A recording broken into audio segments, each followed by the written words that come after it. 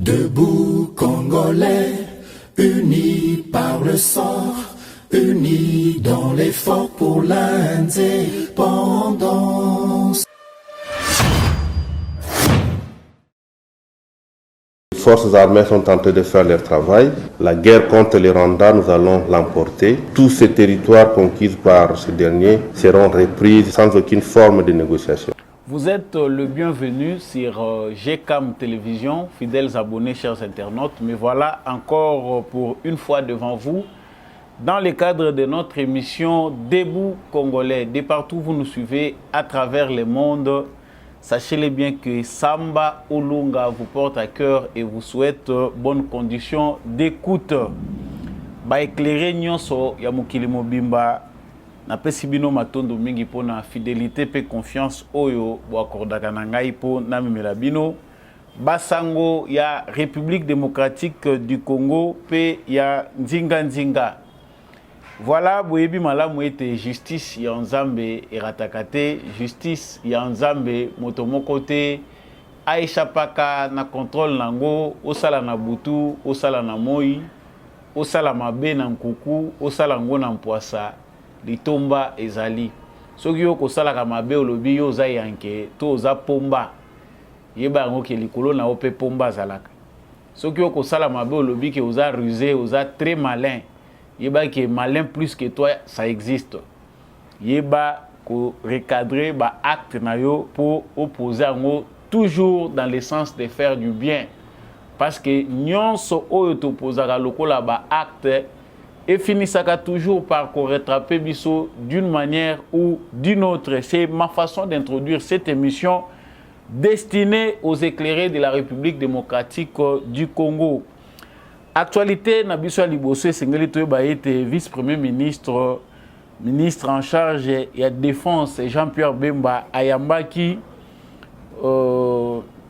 chef d'état-major de l'armée ougandaise présentement na Bunagana. Bango masolo na bango ezalaki kotala toujours accent sur feuille de route ya makambo ya Luanda pe ya Nairobi sur occupation ya ba zone après retrait ya mouvement terroriste M23 toujours na cadre et actualité wana toyeba ete na conférence de presse hebdomadaire. Il y a gouvernement, il y a RDC porte-parole, il y a gouvernement à tenaki pour rassurer na ba Congolais. Les Cambo au Italie présence, il y a différentes armées na ba région oyo ezalaki occupée par les terroristes du M23. Il a tenu à affirmer, il a coupé sa ba Congolais assurance et il faut qu'on ait la confiance dans le chef de l'État. Et puis armée congolaise ezali empêché te ya kosala musala nango ya défense ya intégrité territoriale ya République démocratique du Congo. Les forces de l'EAC sont sur le sol congolais en appui aux forces armées de la République démocratique du Congo. Wana ezali ba propos ya Patrick Mouyaya lors du point de presse hebdomadaire tenu ce lundi. Nous allons faire les analyses de savoir marge à manœuvre au gouvernement na biso ezali nini ba inquiétude na bino ezanini réalité topé vérité ezali epai wapi webete nazongeli sango parce que nayebi ke ezali ko préoccuper bino mingi ba congolais belé baza koyeba vraiment le pourquoi te ya ko continuer ko faire exister force wana na est ya République démocratique du Congo. À quoi ça va aboutir? Nous en parlerons, nous parlons de ça, nous avons parlé de ça et on continuera toujours à parler pour apporter de la lumière. On est à sujet na biso liboso to baté sujet à Mibale Mwanga Chouchou, le député qui se trouvait à la prison centrale de Makala azali transféré na prison ya Ndolo. Kunande continuité à procès na ye et que se suivre kuna. Toujours dans le cadre de Mwanga Chouchou et sengeli petoye ba ke ezali na sujet moko américain Robert Sussman o azali pe ko accuser du Soussou Mwanga Chouchou d'escroquerie au sujet de la société Oyo, toyebi société SMB Oyo, bango bazali ko yaza ko kanisa ki Mwanga Chouchou abotola ki yango po misala ye moko propriétaire. Coup de théâtre pour dédouaner mwaga chouchou pour société qui n'est na maboko ya bato mosusu to ezali boni wana mituna pe ba congolais bazali ko mituna autour ya sujet oyo. Voilà. Troisième sujet to kolobela wa to bete ba diplomate européen basala ki vraiment balai diplomatique et pas il y a Christophe Mbosso pona koluka kokende kochaye pression na makambo etali alignement ya proposition de loi ya Noël Etienne na Tingi Pululu bango bazalaki kosenga na ete a retirer yango na session ya mars oyo c'est que Mbosso n'a pas fait na kobima na bango aucune déclaration n'a été faite à la presse et là kishi que bakutani penda na libende kasi ba congolais baza ko mituna position ya président ya Sénat est-ce que keseni na position ya président ya Assemblée nationale est-ce que parlement congolais baza ko loba langage nini par rapport ya loi tchani to komeka to ba vérité parce que vieux baati le kwebo jusque là indifférence ezali vraiment des mises parce que to qui a lobby que jusque là son parti l'AFDC ne s'est pas encore prononcé na likambo etali loi wana bazali kotala ngo lokola bato nyonso nungu ezali ke ye azali quelque part contre poete proposition ya loi wana ba aligner yango na ngonga oyo moi ba réticence ezali. Nous parlerons aussi du vice-premier ministre en charge de l'économie. Il s'agit bien de Vital Kamerhe, ministre de l'économie. Il Asili Bongo Kobengisa, ko solliciter implication pe accompagnement ya IGF. Oui, Kambami na Jules Alingeti pour na ko permettre être portefeuille na ye et lutter contre coulage ba recette na secteur où établit l'économie par les renforcements du contrôle économique. Vital Kamerhe aibi aboyi moyibi pe aboyi nyonso ya mabe ezali ko salema na ministère économie yango tina ye abengisi Jules Alingeti na bureau na ye ya mosala po ete collaboration ezala IGF akumba bango po ete ba assainir environnement wana économique po ete bosoto ezala te. Ba observateur bazali ko mituna ezali voix ya sagesse nde yango eteyi ministre na biso ya économie Vital Kamerhe tope ezali kaka ke koluka kobetaka kokutanaka na bato oyo bazalaki lobby à la base ya chute na ye toyebi kobosana te que Jules Alingeti nde mutu asalaki rapport oyo incriminaki Vital Kamerhe na makambo etali détournement ya kabakata ya misolo oyo ezalaki destiné na programme d'urgence il y a 100 jours. Nous y reviendrons encore. Et puis pour terminer, vraiment actualité na biso ya mokolo lelo, tu ba été 5 na ECC baza de nouveau na tournée na Union européenne ba ki ko solliciter misolo, baza ko luka mbongo et ko permettre bango que ba assurer observation ya ba élection oyo ezali koya mikolo ezali koya donc kuna bazwa ki suite ya non recevoir parce que elongi makambo eza ko salema na République démocratique du Congo eza très clair que Union européenne azali komona kozela nanu amona anomalie ezala avant aibana ko se prononcer.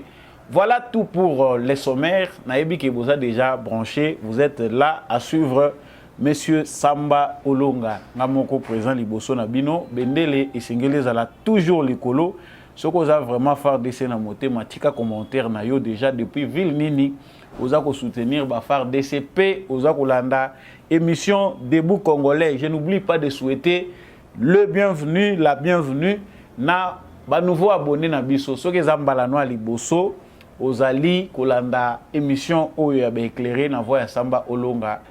Vraiment, la seule façon pour vous de devenir membre de Debout Congolais, c'est de vous abonner à cette chaîne pour ne jamais manquer notre actualité. Cliquez aussi sur la cloche de notification, surtout faites les partages. Ceux qui ont commis éclairé, ils sont voisins, à mon clair, comme ça, bisognon son à Congo, tu voyez, comme on a clair à travers la mentalité moko, yasika, la mentalité raffinée. Voilà, comme je venais de vous l'annoncer au sommaire, le vice-premier ministre en charge de la Défense, Jean-Pierre Bemba, ayambaki chef d'état-major ya armée ougandaise. Natina masolo na bango ezalaki concernant bokoti na bango na Bunagana na contexte ya force régionale ya EAC. Yango bango bakoyi kotia makolo ndenge wana te sans que ba autorité ya république bazala na lisolo na bango pona kotalisana ndenge nini makambo ekosalisama bakoya kosede loboko ndenge nini conformément na agenda ya Nairobi pe ya Luanda ndenge ba procédaki batiaki agenda na bango batiaki calendrier pona retrait ya ba M23 pe ba espace oyo ba M23 bazali kotika ezala occupé na ba armée wana et jusqu'à ce que ba M23 bazozala cantonné pe processus esili ndenge wana nde makambo ezali. Donc ndenge bomoni ba photo wana tomoni vraiment ba militaire ya Uganda, tomoni chef d'état-major na biso pe général Christian Chiwewe azali pe wana sur place.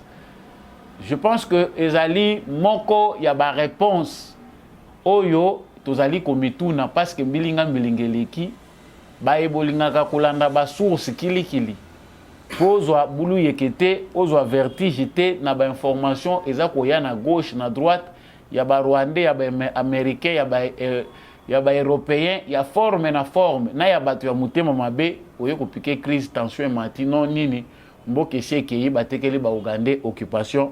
Voilà ce que nous avons comme assurance na voix officielle. Patrick Mouyayape a renchérir dans le même sens. Avant, na sala commentaire sur ce que Patrick Mouyaya, ministre Nabiso, il y a communication, peu information, porte-parole, il y a gouvernement à Talissi. Je vous laisse d'abord suivre la vidéo et puis on revient. Le retour de la paix est un de nos objectifs principaux. Vous savez que dans le cadre du processus de Luanda, depuis le 23 novembre dernier, nous avions convenu d'une feuille de route qui a fait l'objet de discussions des chefs d'État en marge du dernier sommet de l'Union africaine où il y avait un plan et où tous les acteurs étaient impliqués pour que ces plans puissent être mis en œuvre. Nous avons assisté donc, nous assistons donc à la mise en œuvre de ce plan et d'ailleurs, je vous informe que le chef d'état-major général de l'armée ougandaise séjourne à Kinshasa où il a eu des réunions avec les chefs d'état-major de l'armée de la République démocratique du Congo. Ils ont aussi eu l'occasion de rencontrer le vice-premier ministre, ministre de la Défense, Jean-Pierre Bemba Gombo, avec qui ils ont discuté. Vous savez que nous avons des opérations conjointes que nous menons avec les forces ougandaises dans la partie du Grand Nord, à Beni. Mais vous savez aussi que l'Ouganda est un des pays qui a envoyé ses troupes dans le cadre de la force régionale, cette fois-ci du côté de Bunagana. Il était donc question de discuter de comment cela s'est mis en œuvre. Je rappelle le principe que je disais, que j'ai dit et redit plusieurs fois dans ces cadres, que la force régionale est une force d'appui aux forces armées de la République démocratique du Congo et que toutes ces troupes qui sont venues en République démocratique du Congo aujourd'hui sont venues à l'invitation du gouvernement congolais dans l'objectif de travailler pour le retour de la paix. Cela ne doit donc pas être interprété comme une quelconque forme de balkanisation, d'autant plus que l'objectif recherché, c'est de parvenir à la fin des hostilités. Dans les schémas qui a été convenu, le M23 qui a commencé progressivement à s'y retirer, va laisser de l'espace suivant les axes qui ont été prévus notamment pour le contingent burundais dans les territoires de Massissi, vers Mushaki, Karuba, Kirolirwe, Kichanga ou Mweso, les contingents ougandais qui va se déployer dans les territoires de Rutshuru, Bunagana, Tchengerero, Rwanguba, Matebe, Rutshuru Centre, Kiwanja, ou vers le pont Mabenga, et les contingents kenyans qui va se déployer dans les territoires de Niragongo et Rutshuru, Kibati, Kibumba, Rugari, Rumangabo, et dans tous les territoires qui ont été listés, et les Sud-Soudanais se déploieront en colocalisation avec les contingents kenyans à Rumangabo et Katale. Et donc, conformément aux décisions qui ont été prises par les chefs d'état-major général qui se sont régulièrement vus sur le sujet. Les forces armées de la République démocratique du Congo vont garder leur position actuelle jusqu'au retrait du M23 pour que progressivement ils puissent réoccuper les parties du territoire qui étaient jusqu'alors occupées par ces forces terroristes appuyées par le Rwanda. Voilà, en guise d'introduction à notre conversation de ce soir, je serai heureux de pouvoir répondre à votre... Voilà, je pense que Boyoki Bino Moko na malobana ye chef ya gouvernement, ils allaient voix officielle ya République démocratique du Congo. Quelle est la position du gouvernement par rapport à la présence des militaires ougandais sur les sols congolais? Réponse est Pessamina Patrick Mouyaya. Baye, na cadre ya force régionale ya EAC, armée ougandaise et quotité le l'armée ougandaise ya Ngumoko. C'est un contingent parmi tant d'autres, le rôle ya Sud-Soudan, ya Kenya, ya Tanzanie, Bazali, tout comme pays à Burundi, basé na sol congolais sur base ya agenda programmé na Nairobi. Et il s'engage se rappeler que présence na bango sur le sol congolais, ils allaient signer gouvernement ya République démocratique du Congo. Patrick Mouyaya a accueilli Moussika pour nous montrer que makambo ebele bato bazali kolobezali biloba loba. Cette force-là n'est pas une force d'occupation. Baye awa pona kosala musala na bango. En aucun moment présence na bango ezali kozongisa simato pe ezali ko annuler rôle oyo armée na biso esengeli et jouer. Le rôle de notre armée est prioritaire. La défense de la République démocratique du Congo est réservée exclusivement en première position à notre armée. Défense et intégrité territoriale Nabiso ezali armée Nabiso. Aucun traité, aucun accord n'a été signé pour interdire à notre armée ya kosala musala na bango. Nakanisi ezali moko ya ba piste ezali ko permettre biso que moi éclairage déjà ekota. Parce que ce que yoka analyse peut-être mususu yoka qui est satisfaisante, déjà la force officielle est là. Plus loin, il est allé même pour démontrer que, en tout cas, il faut faire confiance au chef de l'État. Centimètre, mon côté, en boka nabiso et kokende na maboko. Yaba paya. Wana, c'est ce qu'ils ont essayé de nous démontrer. Il faut pétoyer baba inquiétude nabiso et zanine. Les inquiétudes des Congolais, qui muto basi baswa na nyoka. Ata fourmi à matela qui a monité à quoi risqué à sursauter plus que ce qui se passe réellement. Biso, ba Congolais, tozali ba blessés de guerre, notre compréhension de la situation, ba penchant na biso, analyse na biso, ezali fondé na makambo oyo biso tozo vivre. La plupart de nos voisins ne sont pas de cœur avec nous. Ba voisins na biso ebele bazali kota la contexte ya ba intérêt na bango. Façon nini bakoki ko s'aligner, qu'est-ce qu'ils peuvent gagner? Et ba voisins lokola Ouganda na Rwanda bazali dignité de confiance sur base de l'analyse que font les Congolais. Tokoki jamais vous avez la confiance à Museveni, jamais vous avez la confiance à Kagame, pour ne citer que ceux-là, parce qu'ils sont nombreux. Oyo va profiter na désordre oyo ezali na République démocratique du Congo, désordre oyo ezala qui planifié, organisé, instigé pour le pillage, pour mutuna mutu awele lanaï. Nous n'allons tenir la rigueur à personne parce que s'il faut que le Congo se venge, toko se venger contre le monde entier. Biso ceux qui sengeli penda que to bunda bitumba ya solo contre benemi ya mboka Congo, vous verrez que presque la plupart du pays du monde bayebi que le miel et le lait coulent en RDC. Ah, ceux qui bombo ane zambola, tous en la République démocratique du Congo, c'est dans une période pluvieuse, mboule lingeti kabiso et sala kandenge wana. Voilà. Donc nous devons savoir que contexte wana ezali ko komisa ba Congolais de plus en plus méfiants vis-à-vis ya ba voisin na biso. Mutu na mutu a profita ki ba yebi ke désordre eza na Congo. C'est comme ça que biso ata basangani ndenge nini processus nyonso ba représenter biso. Pour nous, nous devons toujours garder le cap de la vigilance. Pour nous, nous devons toujours être debout parce que batouana bazali dignité de confiance. C'est ce qui justifie tout. Mais toi, tu as na Muzindo. makambo sito loba loba. Cela ne veut pas dire que les propos de notre gouvernement nous rassurent que tout là la pongi et la kisi que na menito yo makamunyon seza kitoko. Non. Ce qui se passe sur le terrain nécessite notre implication. Implication na biso ba Congolais ezali que il faut que les Congolais soient debout, mobilisés. Parce que attitude y a ba partenaires internationaux, bateau bazali ko prendre part na processus oyo, na appui, na bango na ba orientation. États-Unis, France, Union européenne mobimba, Union africaine, bato na bato baza kotala ba intérêt na bango. Quelque part, ils ont biloko biso ba Congolais place tozo comprendre ezali que je les répète souvent dans mes émissions. Outi moi no abotami lelo jamais atambola. Azalaka allongé ya kolala. C'est avec les jours de moi naza ko changer ma position. Essayons un peu de prendre le Congo sous cet angle-là. Comprendre que le Congo, c'est la renaissance d'un État avec Félix Tshisekedi. Là où nous voyons que c'est compliqué pour nous, les alliés, parce que tu as évité gravité à la situation, tu as évité profondeur, il y a ma bête où est Salami na Congo.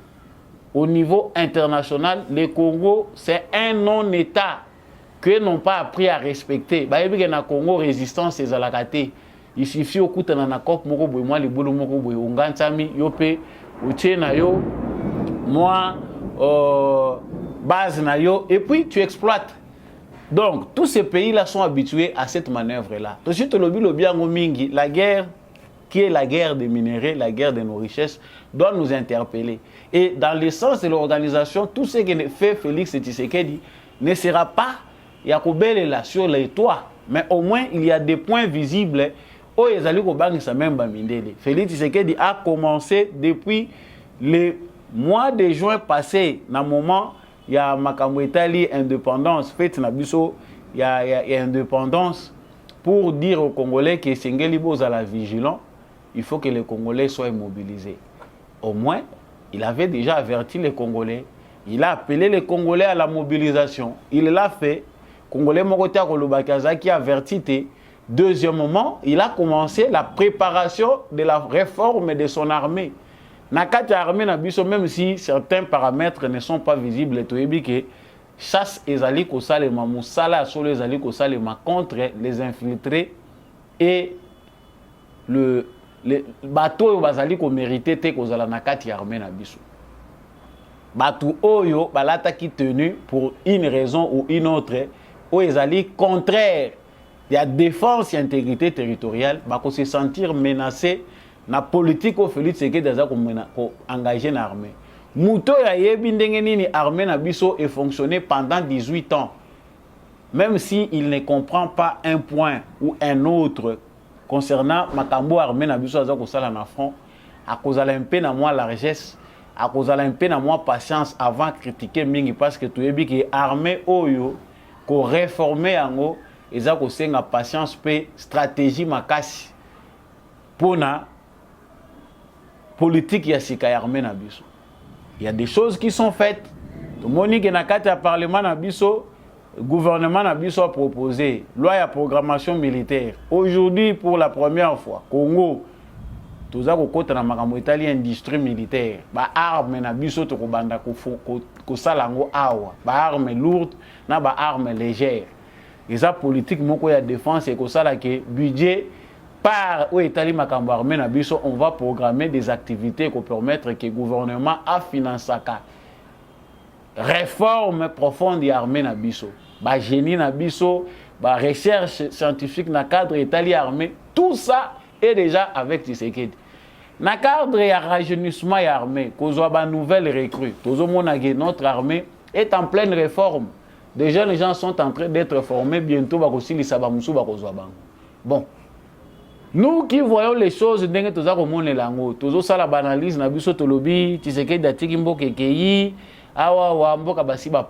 c'est vrai. C'est qu'on voit, ils ont une nécessité que tout ganga pour, même ceux qui ont une intention à m'abbé, babanga yango. Babanga, babanga pour progresser, ils ont une intention à bango. Nous savons tous que objectif na bango Parce qu'il y avait d'autres solutions. Outre Oyo Bango Bazako Sala, il y a dépenses et belé, il y a Roko Tsabarme Kilikidi. La seule seulement MONUSCO ici, est possible que bah utiliser MONUSCO, bah équiper bien, bah ça peut appuyer FARDC. Et puis c'est fini. Kuna Kagame, il suffit seulement de retirer soutien au Bango Bazali ko apporter naïe. Mais comme ce sont des gens qui aiment les complications, Bazali na théorie na Bango criminel, on sème les chaos, on vient en sapeur-pompier, on vient à l'aide. Toye besoin pressant à Isali d'ordre humanitaire.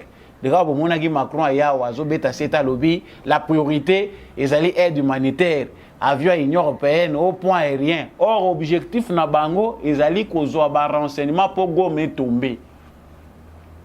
Chers frères congolais, c'est vrai, biso nature na biso ba congolais toza très large. Biso toza ndenge baninga na bamboka musute bazape jou musu bolamuki boye bou bobe bisango kambala moko. Biso tout de suite mesana na mutema na biso pour le Congo est dominé par les Bantous.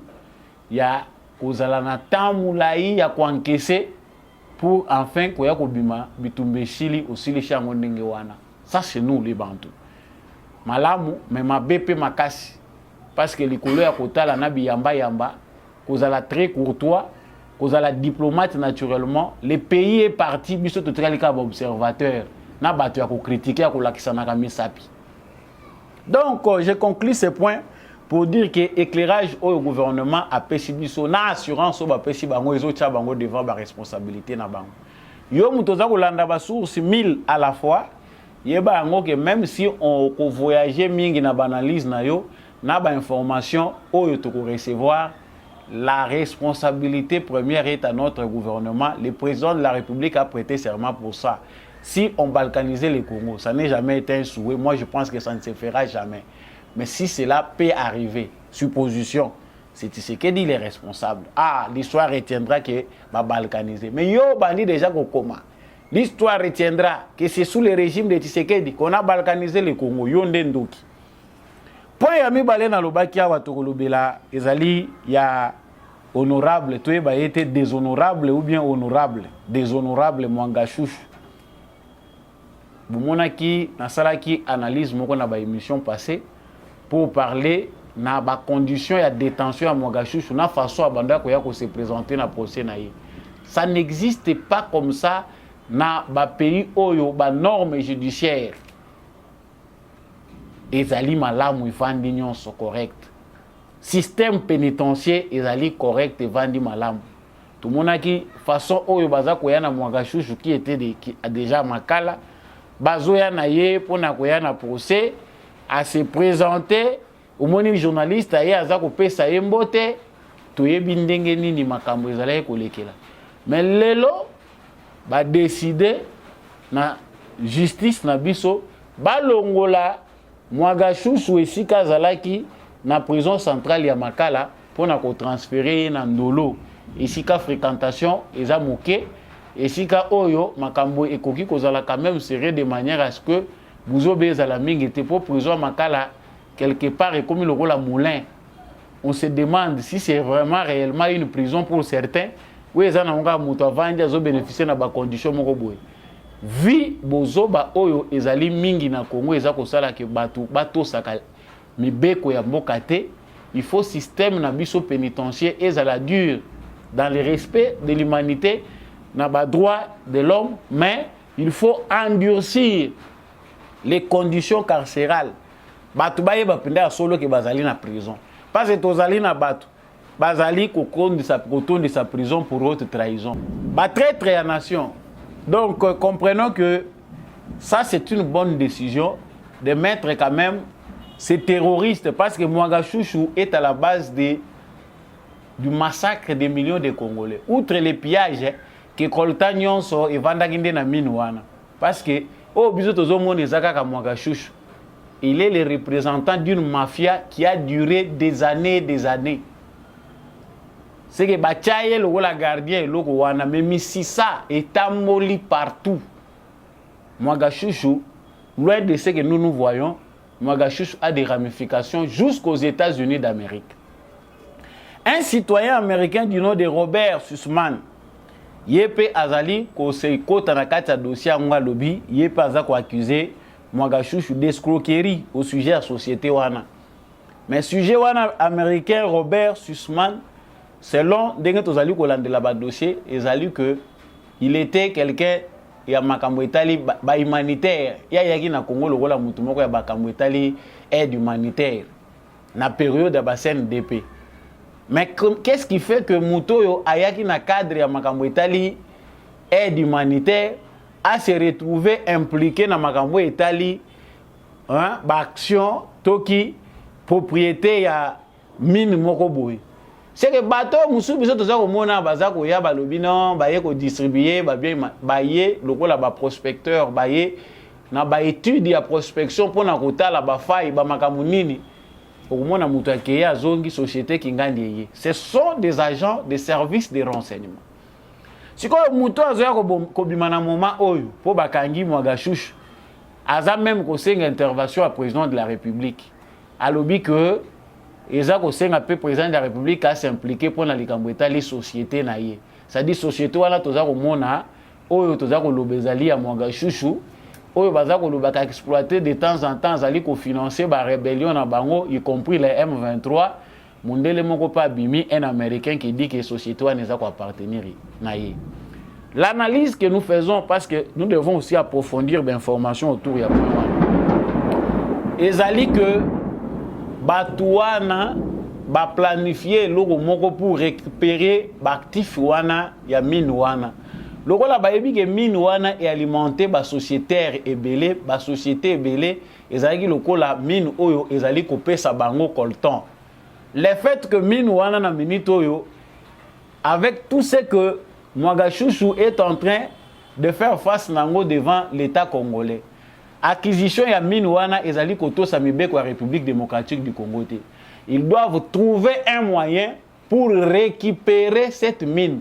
Batinda mutu moko yango tomoni Robert Sussman azoya. Je suis encore à la recherche d'autres informations. Mutu oyo baza ko bimisa wake soit disant que yepe aza impliqué, Mwagashushu a détourné, acquisition ya mine ezalaki ya yete, tout ça ezali ba américain ba comprendre ba yebi déjà que dossier oyo devant justice congolaise, l'État congolais va récupérer cette mine pour maintenant trouver chercher à avoir des problèmes pour tous à contrôle ya mine il faut tout créer dossier bala musi mutu na bango oyo parce que rien ne prouve. Qu'est-ce qui prouve? Mutu avandaki bandaka alata avandaki onote afundaki et il n'a pas eu gain de cause. Faux.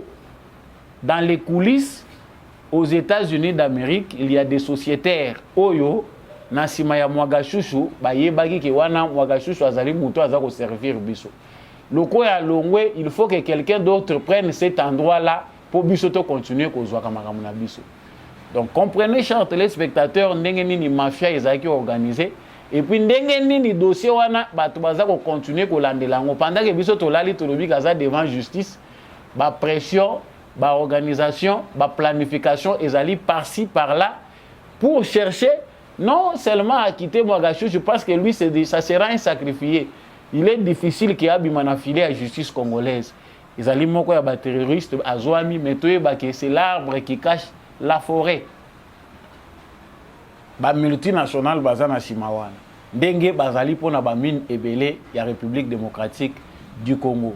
Voilà, chers internautes, l'autre aspect du dossier Mwagashushu, l'aspect pécilité, mazita et continuer comme on a makambo eza koleka. Derrière ce dossier-là, on attend de notre justice que profondeur ezala.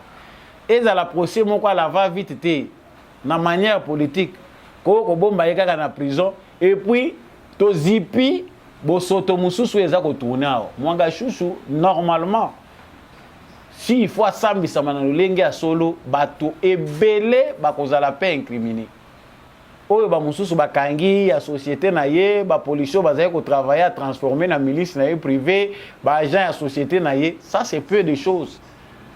Plusieurs politiciens doivent tomber, ba acteurs politiques ebele, ba mouvement associatif ebele sengeli ekufa parce que réseau eza monene et la justice congolaise, on ne sait pas si elle est vraiment en mesure ya kosuki sa mutu wana pour tokoma na point où sengeli tokoma. quant à nous d'être vigilants. Les diplomates européens conduits par Jean-Marc Châtaignier chez Christophe Mbossou, France, Belgique, Grande-Bretagne, Allemagne. Idée oyo bango baye nango baye balobi toye pa na yo baye lokola bayaka na butu parce que mboko oyo toye bayango ke biso tozana défi monene pour tout reprendre totalement contrôle de la République démocratique du Congo. Quand on dit que les pays étaient déjà vendus, presque tous na minute tous dépossédés, et là où était calé na biso ba congolais zaka ndenge to tambola na mabele ya Congo. Pour une proposition de loi oyo ezali matière ezali ko concerné souveraineté nationale de la République démocratique du Congo. Donc ba diplomate oyo bazo respecter tes souverainetés à la République démocratique du Congo. Je pense que réponse à président de l'Assemblée nationale Mbosso Kodia ezali réponse moko adaptée dans la situation. Tokoyi kozonga na deux paroles te pona koluka koyeba pourquoi il a répondu de cette manière na Batouana. Est-ce que lorsqu'il s'agit des problèmes en France, en Allemagne, biso RDC tokendaka ko consulter président de l'Assemblée nationale ya kuna topé parlement ya kuna pona ko intimer bango ba ordre na ba décision ni nesengeli bango bazwa. Je pense que à un moment pour se faire respecter la République démocratique du Congo, il faut apprendre qu'on paie sa réponse moro direct. Il y a des moments où il ne faut pas que toi en kesakakak. Félicitations au président de l'Assemblée nationale pour la réponse à réserver qui bango de non-recevoir. Donc bino bozoya na République démocratique du Congo, pays souverain, na matière où ils ont relevé la souveraineté de tout un peuple. Pour na couper ça ba ordre, non longola ngo et qu'on s'aime ba division. Est-ce que même si c'est réel au bino boza koloba, est-ce qu'il vous appartient bino boya consulter le président de l'Assemblée nationale pour lui donner des ordres qu'il faut longola loi wana? Na kanisi chaque circonstance ezalaka occasion moko epesa maka na chaque peuple pour déterminer niveau de maturité na ye. Ce que les Congolais traversent batmusu bazozango comme une simple aventure. Tant tous les makambo loi oyo ezana batu peut-être bazomona ngoka on dirait à sujet moko yaka ekoleka nango et puis c'est fini. C'est aussi un test de maturité pour le peuple congolais. Bato bazozango avec légèreté comme sujet moko ya maseki ailleurs en Occident bazomona ngo lokola porte moko oyo RDC azokanga déjà pour na libela. Ce n'est pas une simple loi comme il s'agit ndenge bato bazokanisa ngo ezaka loi bazoko luka ba écarter Moïse Katumbi, mais il s'agit d'un verrouillage oyo kosala que main noire oyo musu toza kozalango toza na makambo na biso même ceux qui toza na bandoki parmi biso, mais ezala entre nous. Nos sorciers, nous allons nous-mêmes les gérer. Nos voleurs, nous allons les gérer nous-mêmes comme les voleurs en France. Et aux États-Unis, baza géré par la loi ya États-Unis, la loi ya France. C'est entre eux, mutakoko takuna azate. Kuna pe baza na forme muibi na bango. Ba systématiser ngo, ba organiser ngo jusqu'à tel point que les pauvres sont au service des riches. Personne n'en parle. Mais biso na contexte à biso. Dans un État qui cherche à s'organiser, dans un pays oyo, tout ça qu'on a non-État, tout ça qu'on a vendu sa mibé qu'on a biso, qu'on a réorganisé par institution na biso de manière à ce que et servir peuple congolais ou bien servir société na biso. On nous amène des injonctions de type voilà et qu'on diviser bino. Merci Nambo Soko dia tout ça on a besoin de conseiller. Je pense que les Congolais qui comprennent les enjeux de cette proposition de loi et Singelito s'est préparé, tout ça là déjà, comment on appelle? Tout banda déjà qu'on s'est reclassé, musculature, il faut banda déjà, vous avez préparé les muscles parce que normalement, tout ça banda exercice moko important awa. Tout bima ridicule devant le monde entier. Na katia débat oyo, bato baza ko appeler bon sens balobi non pour éviter les divisions, au moni moment oyo moment moko crucial, moment nini yo poni. Et savent qu'une fois que ça ne passe pas, c'est resté comme ça, ils vont toujours multiplier des stratégies pour que ça reste éternel. Le Congo restera un pays éternellement ouvert, où n'importe qui peut venir faire n'importe quoi et personne ne peut l'arrêter. Aussi tout le bela mingi makambo ba loi. Mais eza na débat moko bandeko eza ko peut ça passe. Tika président et Sénat ba ati lukwebo azala clair. Clair parce que nous voulons aussi que même dans les coulisses ba animateur ya ba institution na biso baza na devoir et réserve bien sûr, mais tika président et Sénat azala clair. Vous êtes congolais ou pas? Parce que moni ba indifférence moko boye, on dirait AFDC eza parti moko à part. Non, bandeko ya AFDC boza la paix claire. Tu veux dire que même si les officiels ne vont pas se prononcer ouvertement, en 4 minutes oyebi ba position na bango. Il n'est pas question d'influencer les Congolais, d'aller chercher les influenceurs pour influencer les Congolais. Katumbi se prépare bien. Même si la loi est impersonnelle, il y a à se préparer à Tiembongo na ba journaliste, à Tiembongo na ba politique, à Tiembongo pour manipuler les jeunes gens, faire les tours, il y a ba centaines, il y a ba manifestants dans toutes les provinces pour présenter que le peuple congolais est contre cette loi-là. Bino, Bobandi Ozonga Simano, l'AFDC ne s'est pas encore prononcé. Mieux vaut se taire que dire des choses qui montrent que na minito yo bozalité na peuple congolais. Cette loi-là, en regardant les sondages d'opinion, ceux qui ont questionné dit Congolais, même si certains vont s'abstenir pour dire que ce n'est pas une priorité, cela fait partie des ignorants. Mais les Congolais justes, les Congolais honnêtes, oyo bazana ba sentiment na bango, ezali melete, bayebi déjà clairement position na bango ko la position ni. Ces Congolais-là n'ont pas besoin d'être convaincus de l'histoire à Congo. Et ils sont majoritaires. Cette loi-là, chez les Congolais, ça passe. Pas besoin d'explication. Mais, comprendre qu'au sein du gouvernement congolais, l'opinion est partagée. Non, on n'impose pas modèle et à penser na biso na batunion. Mais, à la claire, calcul na bino ezanini.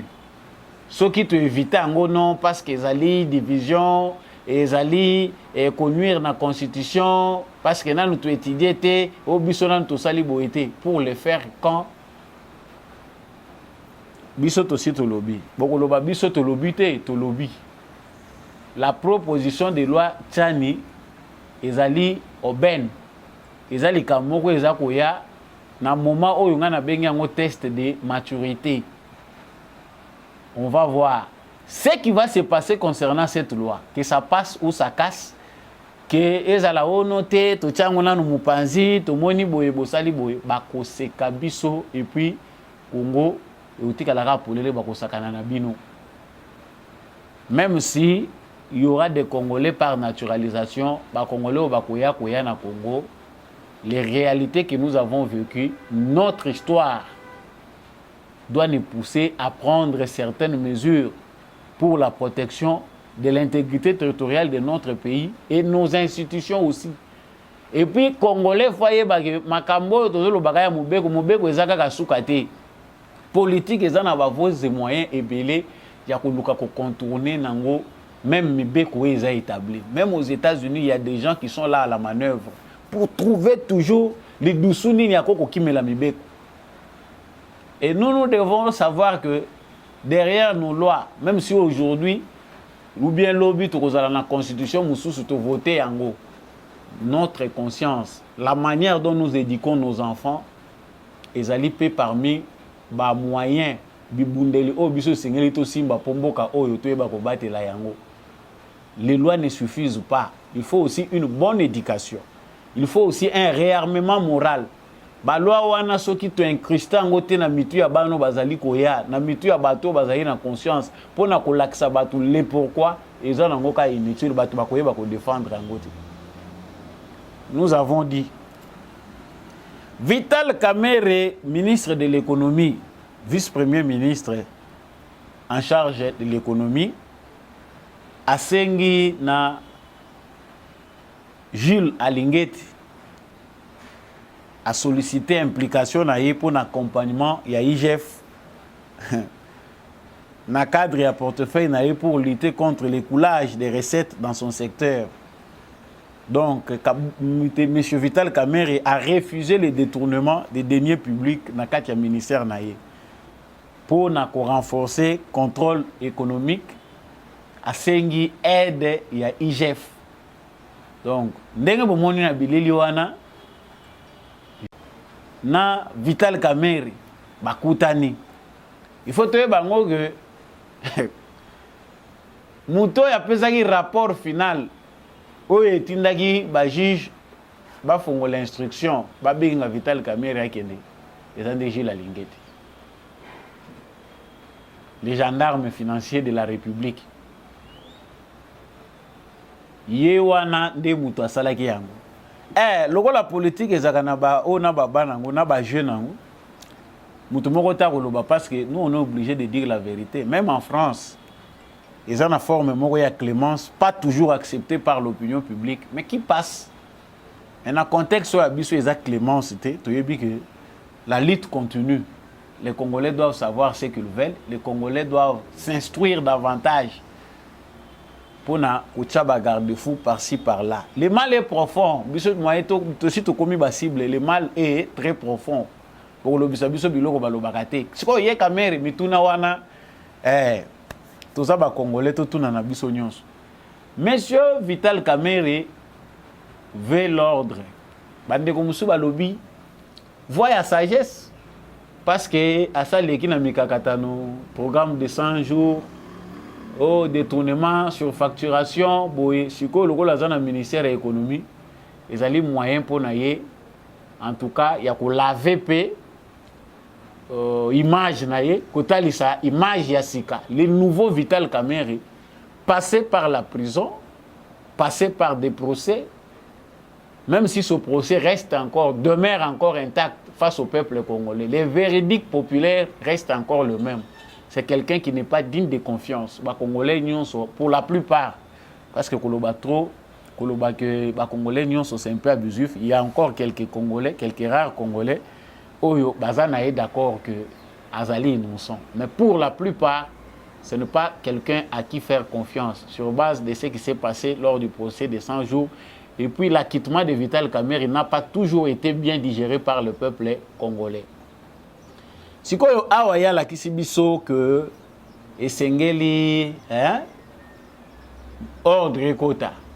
Est-ce que Abongwani a changé pendant ya solo a commis Vital Kamerhe ya sika Saint-Esprit a koti na kati na ye a commis quoi agir yango bengi Gilles Alingeti ou bien ils ont une aventure politicienne pour la mutunyon sazaka na ba théorie na ba pratique ya ko soigner nango image ya homme public. Je peux utiliser ces canaux pour montrer à la face du monde que vraiment désormais bisognon surtout aux alliés qui œuvrent dans le cadre de bonne gouvernance. En tout cas, sous cet aspect-là, nous on n'a qu'à saluer que, en tout cas, les alliés bonne démarche que Shérif Yaba Finance Nabiso a aidé notre nouveau ministre de l'économie qui est sous observation du peuple congolais à établir transparence, bonne gouvernance dans le secteur naïe. Là, c'est autre chose. La deuxième chose qu'on ne voit pas, en tout cas, la vengeance est un plat qui se mange froid. Monsieur Gilles Alingeti, vous avez répondu à l'invitation de Vital Kamerhe pour remettre de l'ordre. Certainement, vous n'avez pas tort parce que c'est un ministère. Parmi les ministères, nous avons un service pour être Makamboué Galandenge à solo. Digitalisation et à service, ça peut permettre que traçabilité, la transparence et la Makambo. Ce qui va informatiser le système, va établir le système de contrôle et qui permettre que coulage de la recette et la thé. Ah, Monsieur Aliboso Tokolobake, il n'a pas tort. En tant qu'Inspection générale de finances, il ne peut que répondre. Parce que ce qu'il boya répondre et bimi mabe, ils ont quitté côté. Mais dans la coulisse, les Congolais bazako mituna. Bon, et Tchoukia libomo et bimi. Yepe na kalamuta sala nga boy. Ngati réputation na nge baby boy zali kolona bango. Bana msupe balobi aluki pala kisa bangoti. Botinda kanga na prison. Yaka wana la kisa oke ngayo na zape na bureau yaka tokutana. Bomoni bango bakutani sans animosité, fara, c'est la nouvelle République, c'est la vision de la nouvelle République démocratique du Congo. On se réveille un matin, et puis un soir, il y a un matin, il y a un soir, et puis on évolue. L'important, c'est ce que veulent les Congolais. Parce que tout le monde se focaliser dans les dossiers où ils ont un mboko yo, to kokota retard ya makasi.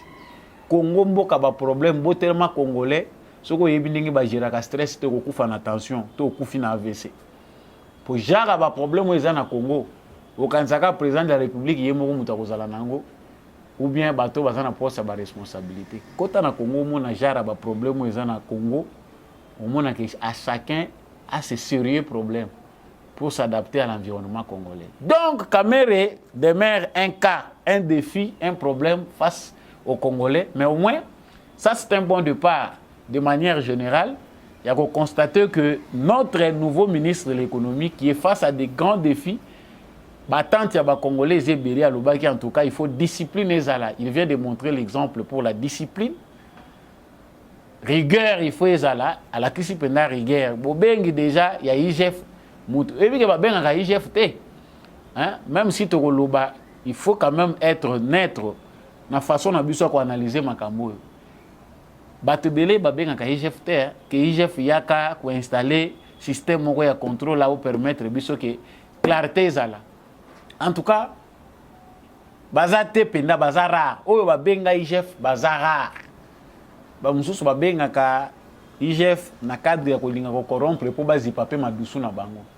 To evi dans les fonds.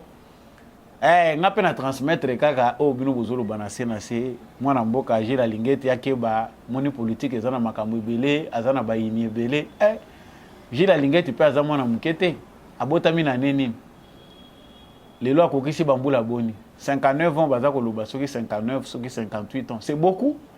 Eza âge ba chanzaka liso mutu te soki mutu oza honnête otikali honnête libela soko oza pe malhonnête wane kumosenga intervention nzambe yemoko eza na baka oyo komi kosenga nzemoko kolo tata parce que soki nzamba décidé même à 90 ans même à 100 ans oyambi Yesu obongoli mutema Saint-Esprit à côté ouverture monani mais biso bato tokokoka suko changer yote parce qu'il est on connaît que mutu arataka na famille.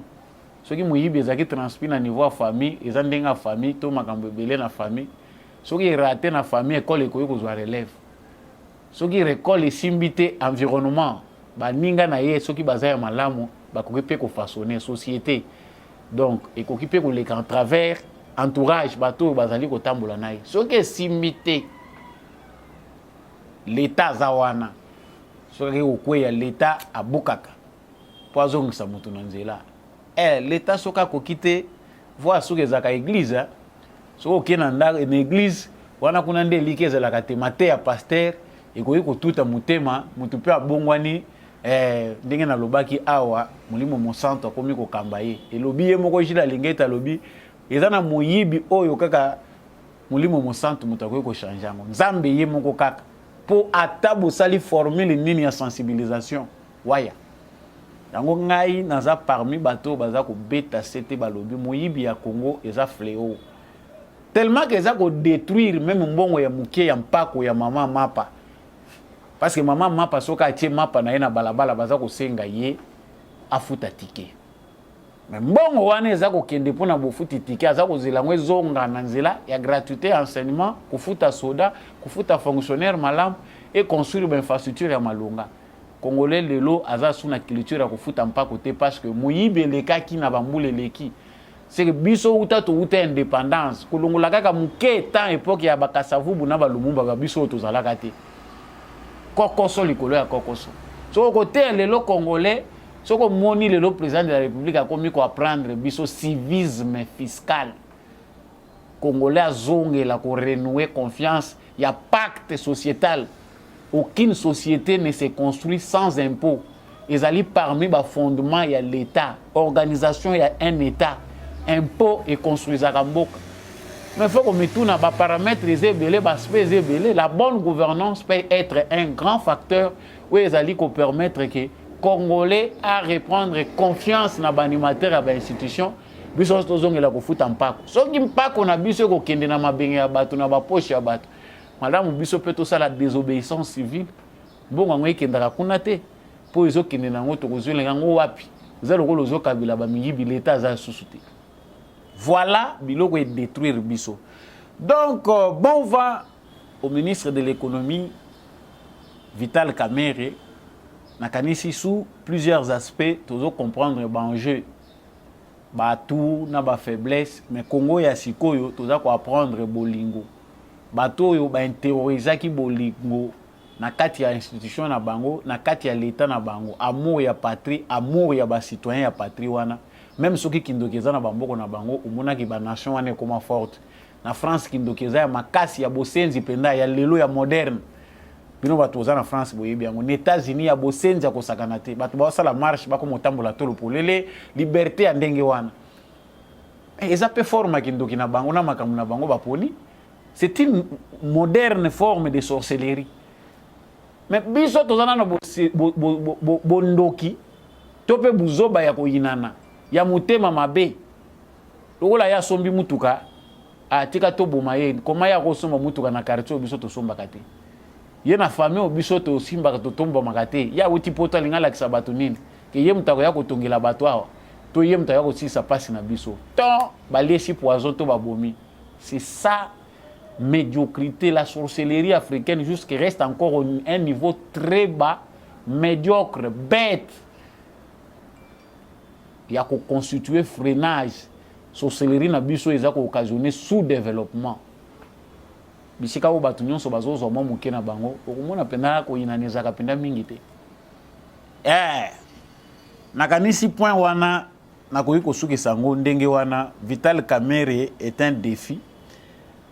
Zobanda changera te mais mutu nyonso azalaka na possibilité ya kolakisa pe ki nakoki pe kozala mutu ya sika.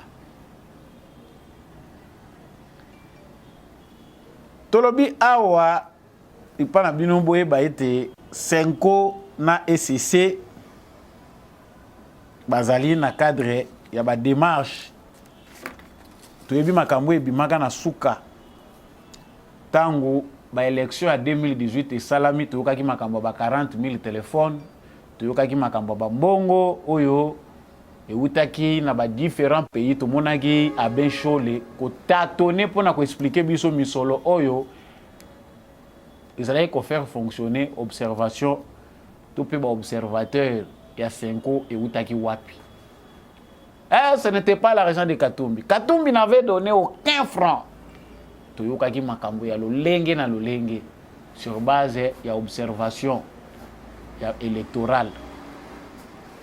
Sikoyo lelo tozana 2023 pona batu oyo bazali na ba calcul na bango politique bazali kotala bénéfice na bango personnel moto ya mutema na bango eza kotala élection. Pour les Congolais animé de l'amour de la patrie, passion wana ke Congo bonga nzambe ondimana bota ma Congolais na ko kufa te na tala ka mboko boy sunga Congo baza kotala est ya Congo ke guerre ici la ndeto kotala élection mais ba miyibi bato ya lokoso o bayebi ke Congo ezaka libulu ya mbongo lia na yo mboko yo soko zotala lango ko kufa yo mutoko bongisa mboko yo te ba passer na biso ya ECC na Senko ba fongole lisunzila na bango kote bakendaka kozwela misolo lobi fondation Mo Ibrahim e créaki biso désordre na Congo ba congolais ba kabwani ti lelo ba congolais musu ba yoka na kate bandeko na biso baza na poto baza illustration bandaka la bavandaki na poto ba yebaki te muto abandundu nani muluba nani malgré ba yebaki ba mikolo na bango ba vivaki calme sans problème jusqu'à ce que mu pepe abondoki akabolaki ba congolais eye ba mususu ti lelo bakoma kotala na lokwa ba ennemi siko awa bino basango bofongoli sunzela wana nzela poto esika mbongo utaka esika wapi ba manipulaka bino non toke ko luka mbongo ya observation électorale Congo awa baza ko luka to récupérer mboka oyo etekamaki na ba congolais bazui ba place na bango ba pesi na ba Rwandais bozwa na bino biso to kobanda kozwa pe ba richesse wa biso totonga bandako. Siko awa toza koluka kozipa madusu bino bozokende lisusu wapi tokeye pa ba européen toza koluka financement et observation électorale. Ba européen bango moko bazana observateur na bango. Bazana ba méthode na bango, mécanisme na bango, on ne sait pas pourquoi ils prennent l'argent des contribuables européens. Bacha pour venir observer les élections qui se passent chez nous. Alors que nous, on n'a même pas un seul franc à mettre dans nos budgets pour aller observer les élections qui se passent aux États-Unis ou en Europe. Je pense que les citoyens de ces pays-là doivent commencer à se révolter petit à petit que le monde est dans la crise financière en Makasi. Pourquoi mbongo est en France, babola pe bazaku nebele, ils ont babola Congo. Les vrais dirigeants s'occupent de leur pays, pas problème il y a pays no ceux qui silito que de la voisin d'engeni. Mais bande qu'on a biso il y a 5 ans ici bazaku lukela biso nini. Franchement, quand on analyse profondeur à makambo boetolobi congolais nzambe, ba mususu to tcha bango na si basila balimwa ou bien to sala ndenge nini po mboko etelema. Expérience en 2018, Église catholique na ECC. Bobimbengi penda ba église. Solo eza ba église parce que finalement à force d'évoluer, je ne crois plus aux religions. Nandimi na ngai na croire na tata Nzambe, naza kondimela Yesu Christ pour moi chrétien, na suki wana. Po ekomi ko sala pasi déception tozozo atango nyonso ya ba pasteur, na ba abbé, na ba nani ekomi ko sala pasi. Soki na mikoleko ya ba pagano ba kobotama na Congo, ba te ba koya. Nzambe a tenir biso rigueur te tala bandoki bango ye wana. Bande ko ya 5 baza ko solliciter déjà ba bandi na Belgique assurer observation électorale. Mais les chrétiens baza ba bienfaiteurs. Ba chrétiens baza ba to ba makambo malamu. Ba chrétien na bolingo baza nango bako sala bénévolat. Na ba archidiocèse obino boza nango. Na ba paroisse oyo catholique aza nango Congo mobimba. Est-ce que akoko zanga ba volontaire sur base de contribution ya ba congolais bango moko? Pas non seulement ba don et yaka na compte église catholique, les fidèles catholiques du Congo. Est-ce qu'ils ne peuvent pas mettre un petit rien à ba bénévole catholique au bandimi pour observer l'élection à RDC? Ça c'est une question. Est-ce que de même ba fidèle ya SCC au bazo continuer ko se reconnaître na représentant ya bato? SCC na bato bazali ko appartenir na makambwana. Ils ne peuvent pas faire de même. Observation électorale bozo kene na ba organisation oyo baza ko luka ba politicien ya ko manipuler pour ba pesa bino mbongo. En échange, vous leur donnez quoi? En échange, vous nous amenez les désordres. Kingani na ganyaki oya ganyaki te. Pourquoi? Parce que bozwa kimbongo kuna na injonction à te ke bokei comme des agents neutres, mais bokei na parti pris. Désordre lelo etiki batumusu lokola matitu elala kasoki mo PPE tele magalisu te. Batumusu na Congo batenga malibela. Tshisekedi n'a pas gagné les élections. Atikali lokola matitu nzeto et soki ese lali bo etikali libela. Pourquoi? Parce que la Moka, la Senko, tous ceux qui sont organisés oyo ba manipula ki ba Congolais à travers ba plateforme union sur les médias. Balinga ko inculquer na mutu ya ba Congolais que c'est Tshisekedi était perdant. C'était Fayulu le gagnant des élections. Si les Américains, ils ont le contraire. Le Russe, on peut observer que depuis l'élection, ils ont premier à féliciter Tshisekedi le contraire. Aujourd'hui, la vérité est têtue, elle finit par apparaître au grand jour que l'organisation est fabriquée qui mensonge. Pour que c'est Fayulu qui avait gagné les élections. Aujourd'hui, vérité, bimi libanda. Ils ont mutakala batunyo soba komi kokimango. Mais Fayulu lui reste borné pour se dire c'était lui le président. Yende Moutazala qui est élu. Des pouvoirs usurpateurs, nous sommes dirigés à défi par un pouvoir non légitime. Et tel langage na ya comédie. Sur les lobes song bakeli susu, chers frères congolais, voilà ce qui vous divise. Bakei ko sala campagne ko luka misolo. Kuna pe ba yebisi bango. Tshisekedi en tout cas jusque là ndenge toza kotala toza na confiance ya seni wana to moneke makambo eza clair. Nyonso toza ko poser le kwa mituna baza ko répondre biso na kalezalaka toza ko sala marche pour na serveur central. Toza ko kakotala te. Toza ko sala marche pour na boye. Tokufaka.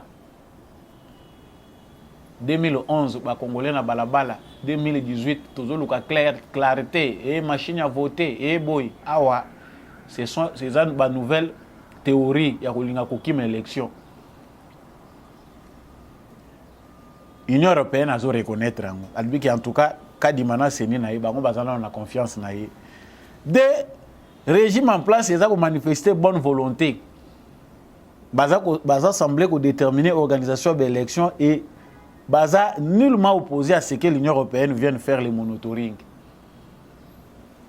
Si c'est que du temps baza ko valider makambo ya élection ya Denis Kadima comme président ya Seni a fongoli porte parce que Zaki passe pour que Kabila accepte que les observateurs viennent, Zaki sous pression.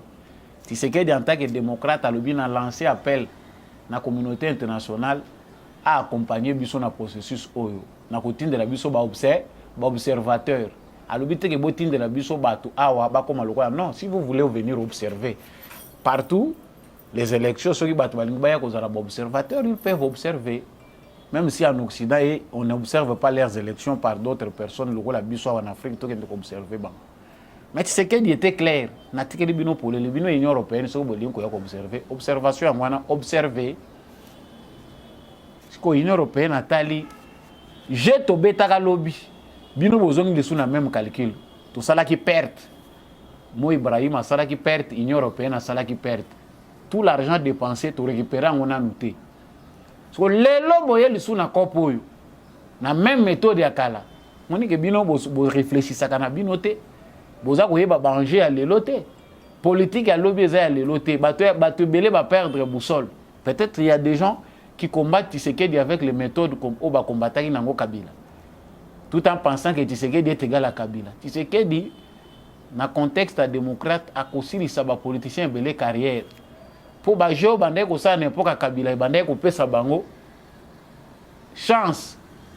Les a ko pesa bango notoriété, zo ko sala ki ovimba. Lelo eza possibilité. Boza obligé bo changer ba stratégie. Sikoyo, stratégie à lelo pesa PTT.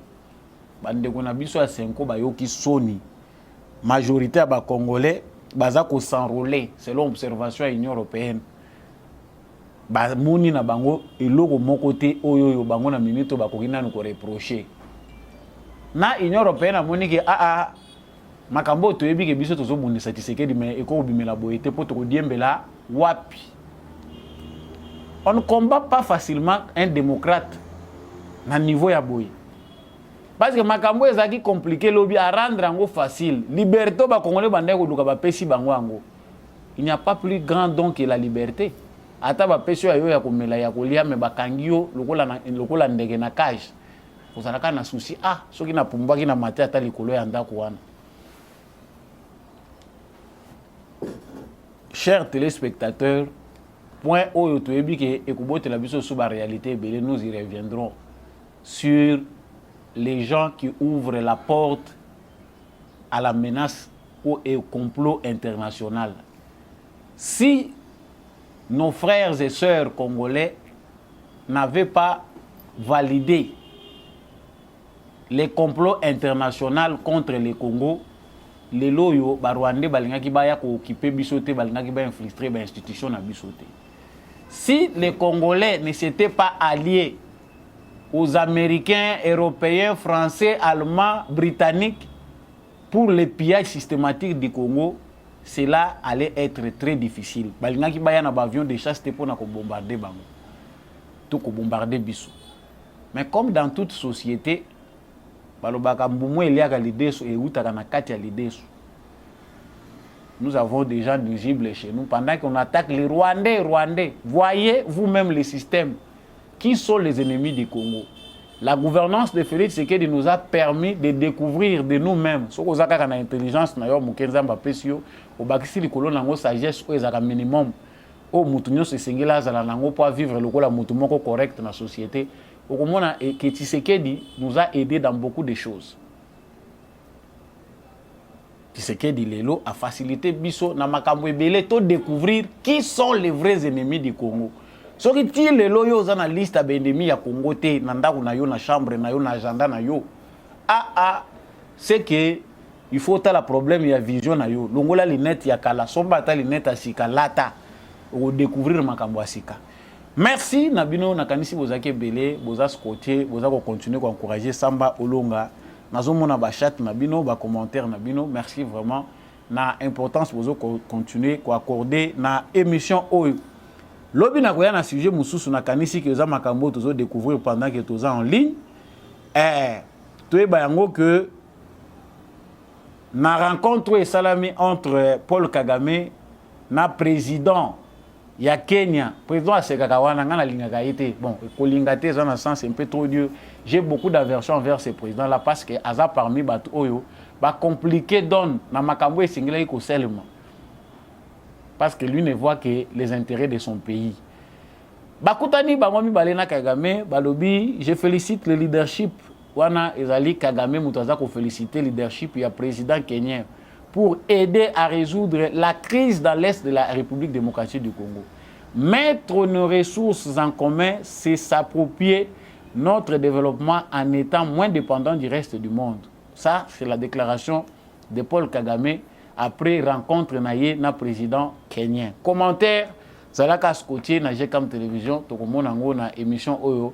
Ezali koya na pesi merci mingi na ndekombi ya Chako, azaki na sima caméra pe na réalisation pour être émission oyo et parvenir bino na pesi matondo mingi na porte Gérard Kabea na Maman Thérèse pour na opportunité na Jekam Télévision. Je remercie bandeko nyonso oyo baza ko tia Samba Olonga maboko. Boza ebele ba honorable, ba homme d'honneur, ba to bozali ko encourager dans l'ombre comme publiquement botinde la kanga ba SMS bolobi émission wana eza ko télémisa vraiment bendele ya solo. Bon continuer ko sala ngo pour que Samba Olonga a continué comme mata toujours l'écolo. Je vous ai juré dans le bagi que tozana bino tina sommet ba ambition ba italaka yango te mais vision aussi boyebi yango c'est de servir les Congo debout congolais. Tika na commentaire depuis ville nini au sepeli na émission oyo. Ceux qui pour sepela qui nangote on reste congolais. C'est dans l'unité et dans l'amour que nous allons reconstruire notre très cher beau pays. Au revoir. Nous devons ensemble avoir conscience que nul autre que nous-mêmes ne viendra sauver notre nation et que cela exige de chacun de nous une mobilisation tous azimuts.